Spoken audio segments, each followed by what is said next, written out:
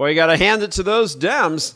They know how to go off the reservation. First, we have the Attorney General candidate in Virginia texting that he wants to put 2 bullets in the head of his Republican opposition and have children of political opponents die in their mother's arms. And then there is the closed up federal government because all those Dems want hundreds of billions of dollars in healthcare funding for illegal immigrants to keep their power base in play. Then there is the U.S. Senate candidate, you can't make this stuff up, folks, from Maine, Graham Plattner, who decorated his chest with a Nazi tattoo celebrating the SS, the guys who ran the death camps, the Gestapo. Once discovered, he had the Nazi tattoo covered up with another tattoo, and the result is more visually confusing than his explanation. Of course, in Virginia, Jones is now trailing, blowing a pretty big lead. The Dems are taking it on the chin across the country for the shutdown, and the Nazi tattoo guy is being called on by fellow Dems to get out of the race. But of course, legacy commie media types have been quiet about all of this and even hypocritical on the tattoo issue. When Trump nominated Pete Hegseth for SecDef earlier this year, media commies jumped all over the tattoo on his right chest and initially labeled it Nazi. Of course they did, because everything is Nazi when it comes to them. For the record, the tattoo is the St. James Cross of Crusader lore back in the 11th and 12th centuries, not a Nazi tat. But of course, the legacy media knows nothing about Christianity, so it's understandable why they would see a Catholic symbol to fight against Islam 1,000 years ago and view it as Nazi as their default. Even the Deus Vult on his arm confused the daylights out of them, another descriptor aimed against anti-Catholic militia of the day by declaring God wills it.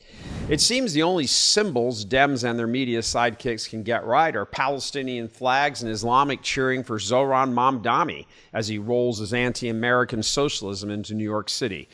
Across the country, once all the redistricting dust has settled, the GOP is going to have added about 18 to 20 new seats, net seats in Congress, ensuring Trumpism endures for the entire Trump term and beyond. Here, too, the commies shot themselves in the foot. Texas was ordered by a federal court to redraw its congressional map before the next year's midterms. So when Texas did, it produced about 4, maybe 5 new GOP seats, producing a slightly larger but still somewhat small majority for the GOP in Congress.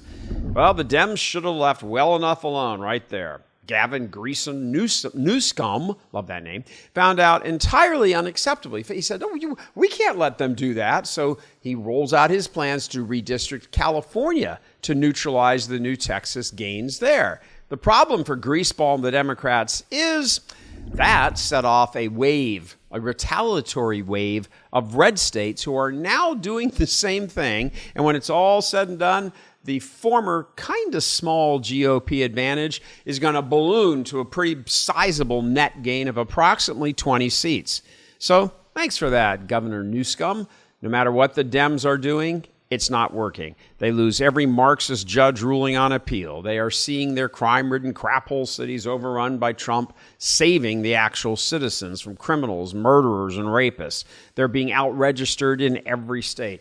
You know, it's tough to be a Democrat these days. I mean, partially, you kind of feel bad for them. No, not really. From tattoos to losing more than 5% of congressional seats to putting up America-hating Islamic extremists to run for office. Wow. Just wow. Who could have pictured this 1 year ago? Coming to you from Houston, Texas, I'm Gary Michael Voris. God love you.